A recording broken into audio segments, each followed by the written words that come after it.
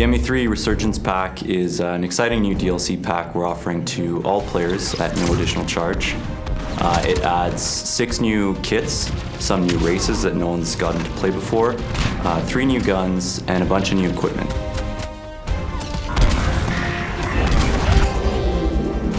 The Hydra map is really unique because it takes place in a location we've never seen in the Mass Effect universe. You're essentially fighting for a gigantic dam in the middle of an Arctic tundra.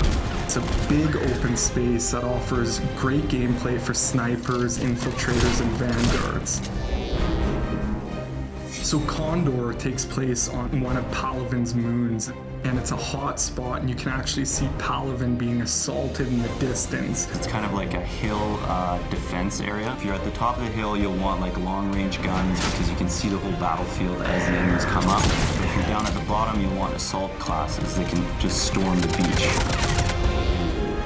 The Batarian Soldier is good close range. We really geared them to be kind of brawlers. My favorite new power is probably the Batarian's Ballistic Blades.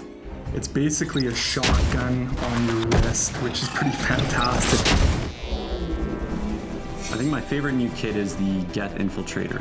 His new Hunter mode power allows him to see through walls, which adds a totally new dynamic to the battlefield. When you put on Hunter mode, it basically reduces your shields down to half.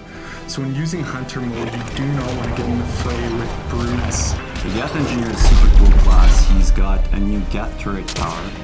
It's similar to the Sentry turret power we have, but it actually can heal shields. So anyone who's nearby will have their shields repaired every few seconds, which makes it a really cool defensive power.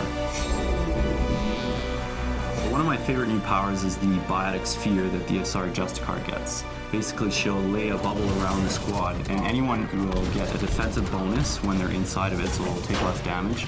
But also, any enemies that come inside it will get biotic effects on them, they'll take more damage. So it's really kind of a tactical power.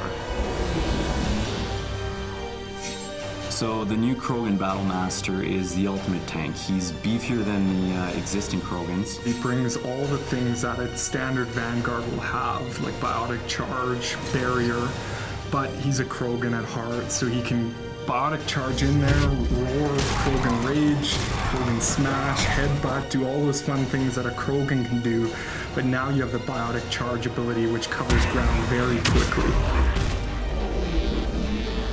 All 3 of the new weapons bring unique gameplay to the table. You have the Krogan Assault Rifle, which basically fires out mini projectiles that explode on contact. The really cool thing about the gun is it has a staggered rate of fire, so it will pick up speed as you hold the button down, getting heavier and heavier.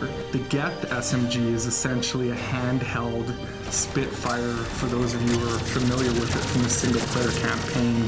So imagine running around with a mini Spitfire, pretty cool.